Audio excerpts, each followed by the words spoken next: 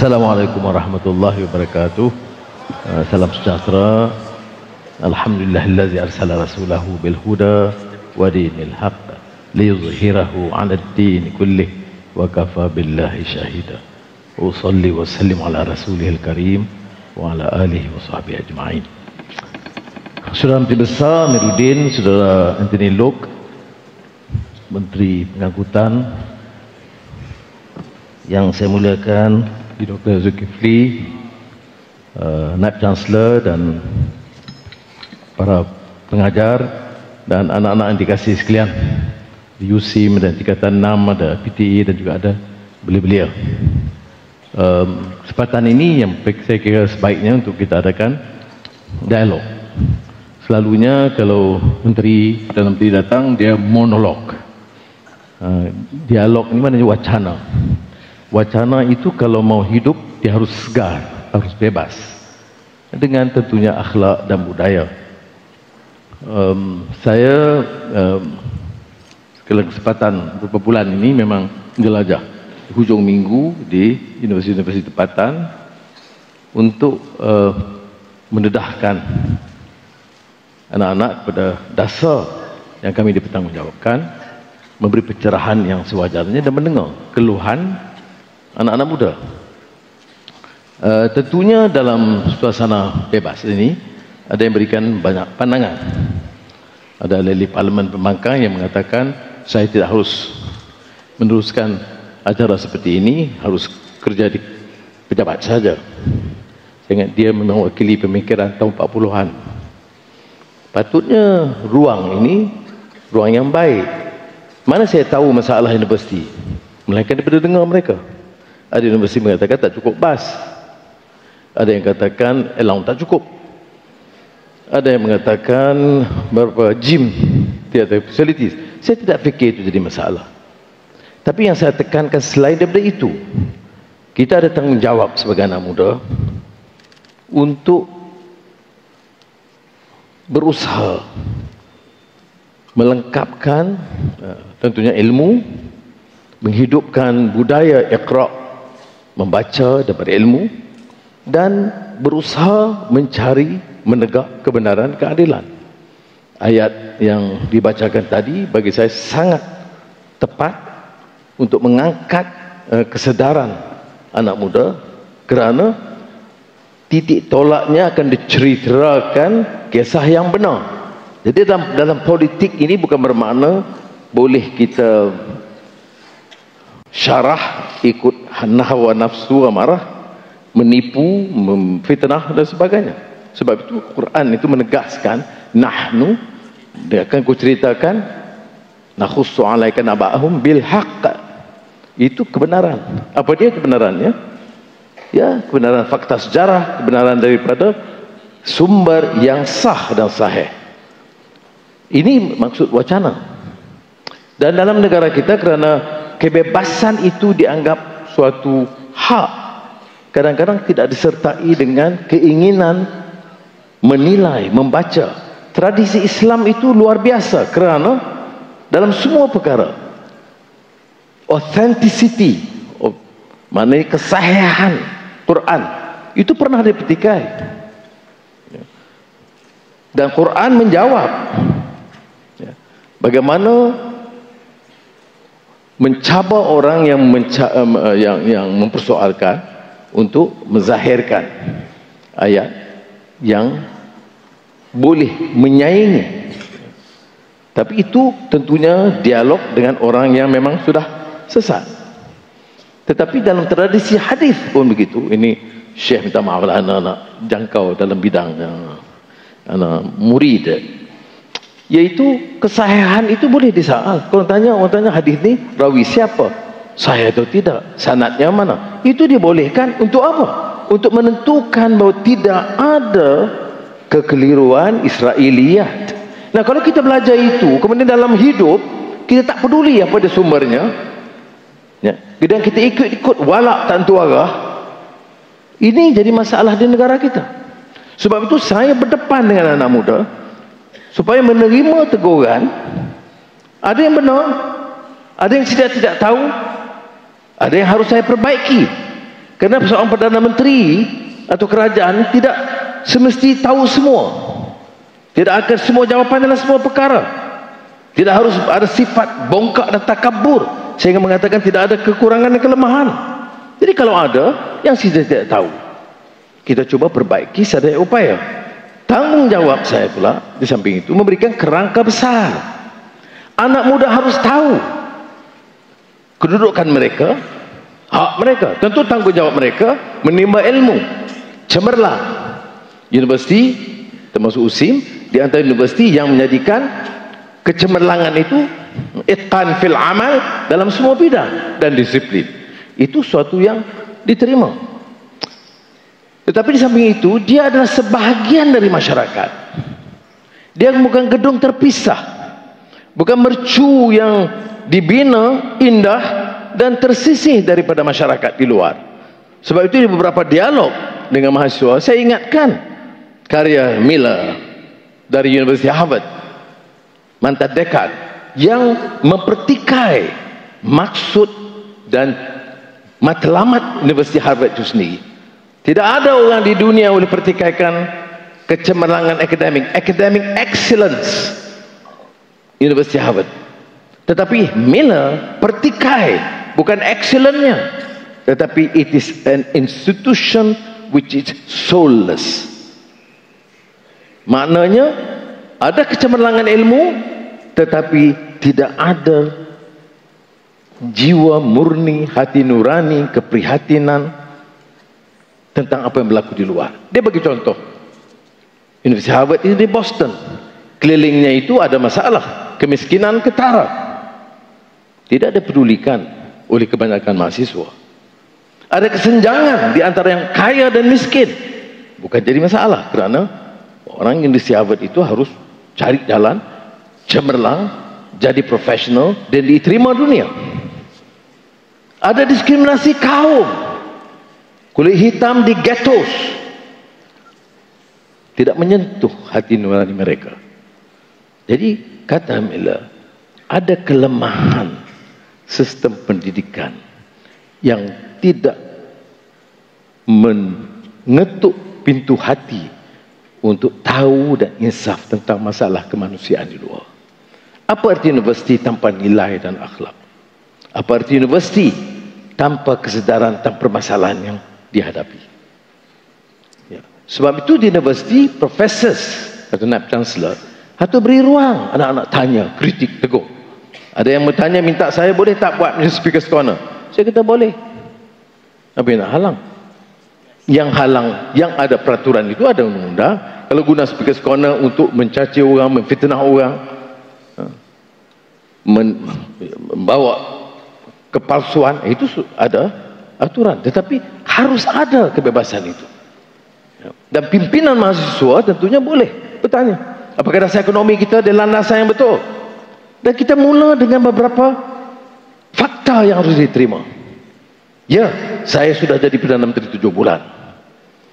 Dalam hidup yang penuh simpang siur, masuk keluar penjara. Itu bukan relevan dalam perbincangan kita. Tapi saya sebut Miller tadi, saya mau mengetuk pintu hati anak-anak supaya tahu diri kita, keluarga kita, masyarakat kita, negara kita, ada tuntutan mereka. Mau universiti menjadi gedung cemerlang dari segi ilmiah.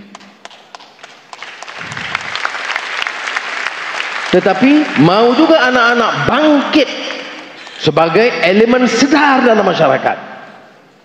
Nah, innahum fityatun amanu bi rabbihim wa zidnahum huda. Itu soal keimanan, soal akhlak, soal sosial, soal kesedaran tentang apa berlaku persekitarannya. Menolak kemungkaran, kezaliman, rasuah, penyelewengan. Mau menegakkan yang benar dan yang hak. Ini cabaran kita. Dan saya yakin insya-Allah melihat kepada kesedaran ini ada harapan yang tinggi, bukan saja kepada USIM tetapi kepada generasi muda yang harus bertindak lebih baik daripada apa yang sudah warisi. Sistem politik negara kita, sistem ekonominya, track record pimpinannya tidak terlalu membanggakan. Apa yang dikenali dengan Malaysia? Sekarang hutang 1,5 trilion ringgit. Negara kaya, banyak hasil mahsulnya, tenaga kerja yang hebat, profesional yang mantap, tetapi hutangnya 1,5 trilion ringgit. Saya sebut memang ada hutang yang diperlukan. Almarhum Tun Abdul Razak orang yang pertama yang mengambil hutang banyak daripada Bank Dunia. Tapi untuk apa? Untuk buka felder, untuk membangunkan luar bandar. Ya. Jadi kalau tanya saya, generasi kedua daripada itu, saya kata, oh, boleh, tak salah hutang untuk itu. Tetapi kalau hutang itu tempat mercutang yang hebat, hutang yang menyebabkan ada kebocoran, hutang yang memperkayakan beberapa kerat, orang yang tamak haloba mencuri harta, hutang itu harus kita tentang, kerana itu membebankan generasi muda akan datang. Itu ada perbedaan. Ya. Jadi 1,5 trilion. Saya boleh jalan keluar, Anthony Look, saya bercakap, kita hutang dia lagi. Bukan saya nak bayar, anak-anak muda nak bayar, biarlah, itu masalah dia. Kan itu tidak bertanggungjawab. Jadi oleh itu, saya kata, jangan hutang lagi. Hutang terlalu banyak. Berapa defisit? 5,6%. Apa kata defisit? Macam Adam Smith kata, managing the economy of a nation is like managing the economy of a household. If your income is 10,000 and you spend 15,000 on non-essential items, then you are condemning the family into total dependency on debt. Maknanya hutang tu boleh kalau hutang untuk meniaga, hutang untuk buka gerai. Tapi kalau hutang untuk beli televisyen, beli perlian, beli gelang, beli, itu hutang nak mampus keluarga. Sebab itu saya katakan tidak perlu. Baik, defisit ini 5,6%. Jadi kita turunkan defisit ke 5%. Nak turun banyak tak boleh. Kerana dalam belanjawan madani yang saya luncurkan tahun lalu, kita ada penambahan. Semua potong. Tapi untuk pendidikan tambah 2 bilion ringgit. Kerana bagi saya masa depan negara ini mesti melalui mutu pendidikan yang lebih baik. Kedua, kesihatan. Kemudian baru yang lain-lain. Kemudian bila kita cakap pendidikan, banyak keperluan. Tapi saya fikirkan, hampir semua sekolah tandasnya ada rosak. Berapa kalau saya tanya anak-anak yang datang dari sekolah yang ada tandas rosak, angkat tangan. Ya. Tak ada tandas rosak di sekolah. Di sekolah mana? Sekolah dewa. Ya, ada. Saya dijaga-jaga Port Dickson dulu. Because you remember that. Almost every school, almost all schools ada 8 tandas, 4 rosak, 6 tandas, 3 rosak. I mean, that's not the way we treat our children. Whether that children is a Malay, Chinese, Indian, Dayak, Kadazan, it does not matter. They are our children and we must protect them.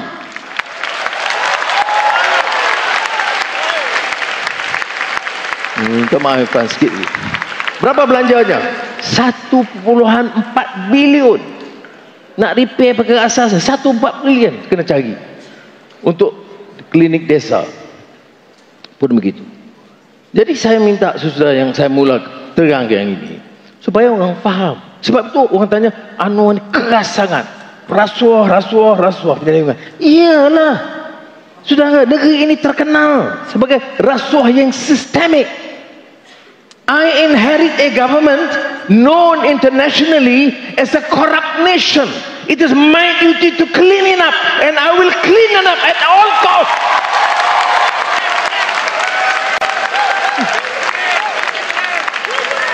Saya tak peduli parti dalam kerajaan, luar kerajaan. Saya bagi tahu, ya, Anthony Look kebetulan dia dalam kerajaan. Dia tahu daripada awal. Saya kata, please, ini negotiated contracts, ambil commission, you please stop, because saya tidak akan pertahankan. Sama ada di luar kerajaan atau dalam kerajaan. You curi, you bawa SPRM, bawa pegawai negara, hakim, masuk penjara. Ya. Ada ya, orang kata, oh ini menghasut mahasiswa. Apa nak hasutkan? Your duty. You tidak tahu sebab perkara itu didedahkan. Pergi mana-mana negara di dunia, jumpa pelabur-pelabur asing, semua kata, saya ada satu dunia Arab, satu negara Arab, sahabat saya baik, dia besar nak invest, tapi dia kata, iyalah Anwar is trying, tapi the country is so corrupt. That is the image. Saudara, we have to work hard. Jadi saya perlu sokongan ini. Ya, kalau saya nak ini, saya tukar peta politik negara kita. Tak setuju dengan tak apa, tegur dengan baik. Jangan hina, jangan fitnah. Ini terakhir ni soal sempadan dengan Indonesia. Anwar dah khianat negara dan jual negara kepada Jokowi. Ini bangang dia cakap. Ya. Kalau betul tak apa. Proses dia apa? Yang pernah jadi menteri ini, waktu Zul biasa jadi menteri. Apa proses sebelum saya tanya? Pegawai negara kena jelaskan, Jabatan Ukur, pemetaan kena jelaskan, Kementerian Luar kena jelaskan, polis kena jelaskan, tentera kena jelaskan. Saya tanya, panggil mereka. Sure, line gini-gini. Baik. Dia jelaskan. Di parlimen dia tak berani tanya, di luar. Tapi jangan fitnah. Saya tak pedulilah. Pakai songkok ke, pakai tie ke, pakai serban ke, tipu-tipu juga. Jangan. Ya, kita lakukan sebaiknya. Oh, dia kata kita serah Ambalat, kita serah Pulau Sebatik. Sudah tahu tak? Ambalat dengan Pulau Sebatik itu belum settle. Saya sign dengan Jokowi itu, semua yang lain melainkan di kawasan Ambalat dan Sebatik. Dia tak setuju, saya tak setuju. Saya kata tangguhnya itu. Tapi dikata kita serah. Serah Johor. Saya kontak Tuanku Sultan Johor. Saya kata, Tuanku, jangan, memang kerana yang kita sign ini tak termasuk wilayah sempadan Johor. Luar daripada 3 nautika batu daripada sempadan Johor. Dengarlah penjelasan. Boleh tanya. Tapi jangan fitnah. Habis orang kampung. Kemudian lepas pula kata, ini khianat kepada negara kita. Allahu Akbar. Allah Akbar, dari mana macam ni? Baik. Itu. Kemudian, macam, itu isu serius ya. Kerana isu kedaulatan negara. Sebab tu bila polis melaporkan, saya kata, saya tak peduli. You tuduh kerajaan atau Perdana Menteri jual negara. Ini satu tuduhan yang besar. Beda pendapat tak apa. Mari masa pilihan raya kita lawan lah. InsyaAllah Negeri Sembilan, Suhaimi Amiruddin masih kuat lagi lah. Alhamdulillah.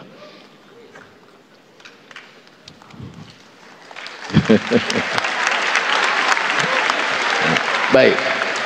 Itu isu macam isu Allah. Isu Allah. Ada kontroversi dan di sini harus susah tahu. Apa kontroversi sebab apa? Sebab ada, memang benar, ada Zul berjelaskan. Saya setuju.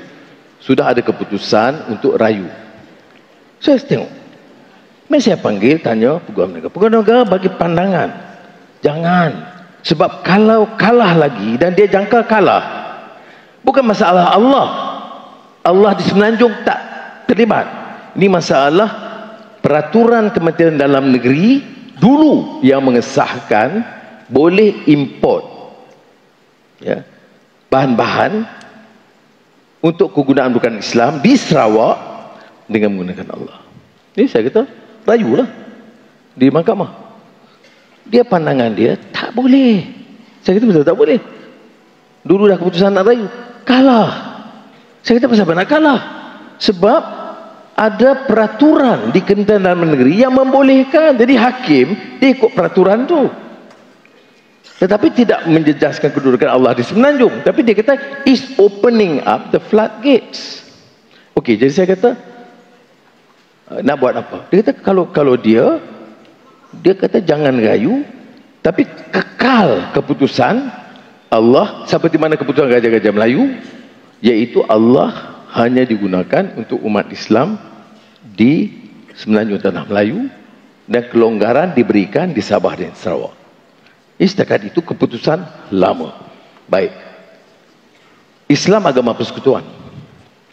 Sabah dan Sarawak masa perjanjian Malaysia 1993 tak termasuk kategori ini. Agama persekutuan, tapi di negeri tidak mengesahkan.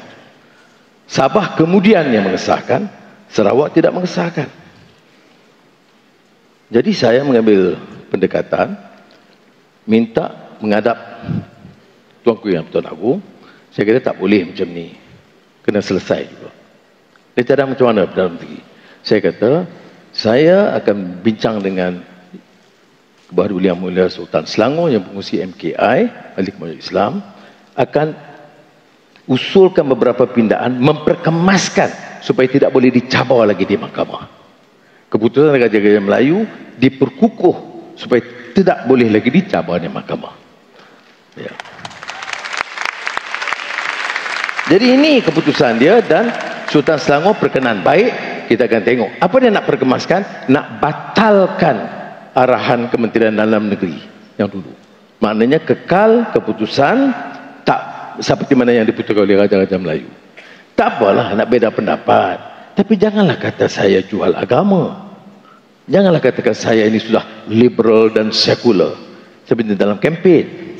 So kalau dalam kempen dulu ni dikata kalau Anwar jadi Perdana Menteri, habis dah. Pelajar-pelajar sekolah akan kembali pakai skirt.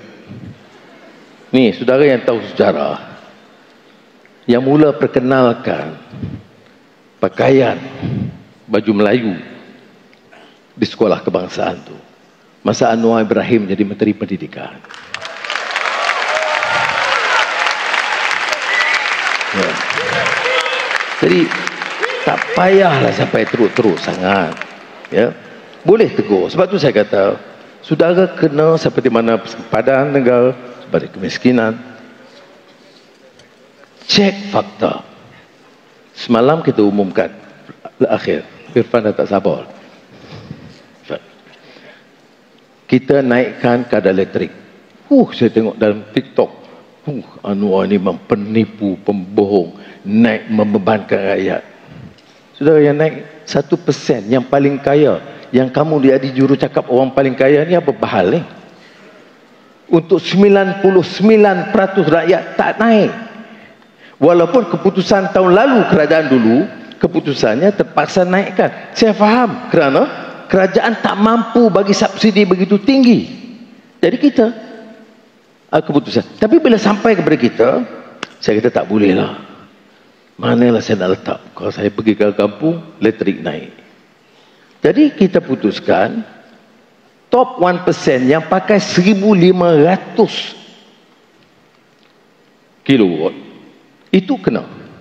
Banyak orang yang paling kaya di Malaysia ni, RM100,000 sebulan pendapatan umpamanya, dia bayar. Bayarlah. Takkan nak kerajaan nak subsidi. You orang kaya, bayarlah. Tapi rakyat lain tidak. Nak Chancellor pun tak bayar. Ya. Saya pun tak bayar. Rumah saya Sungai Long. Tapi rumah rasmi Perdana Menteri Seri Perdana kena bayar. Rumah tu besar. Baik. Jadi itu fakta ni. Oh, saya kata naik tabung haji.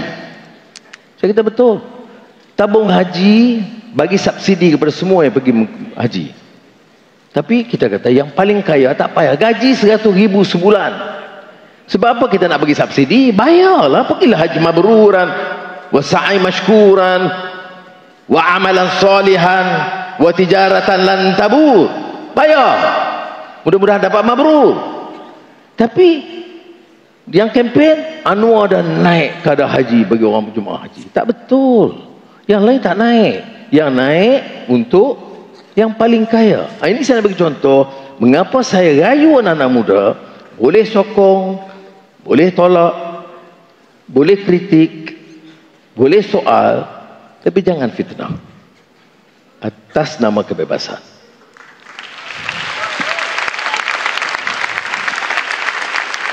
Marhum Amir Syakib Arsalan, itu karya penting. Saya ingat kalau macam mana kalau nak translate boleh tulis dengan edar, because dia tulis tu dalam soalan kepada seorang Melayu dari Sumatera gitu, tentang mengapa orang Islam kelihatan mundur, orang Barat kelihatan maju. Jawapannya itu menarik.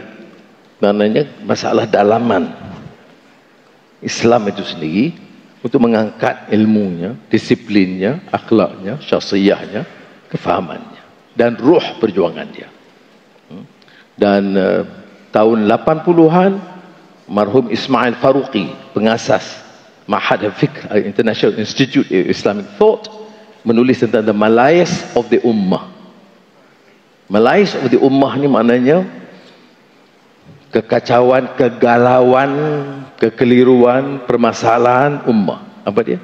Yaitu memaknai pendidikan yang sebenarnya, cemerlang ilmu dan adabani rabbi fa ahsana ta'dibi. Terima kasih. Assalamualaikum warahmatullahi wabarakatuh. Jazakallah khair Datuk Sri di atas kata-kata awal tadi. Sebenarnya Datuk Sri bangkitkan pakai panel ni Datuk Sri. Yang tu lagi dia tepek sungguh atas skrin. Okey.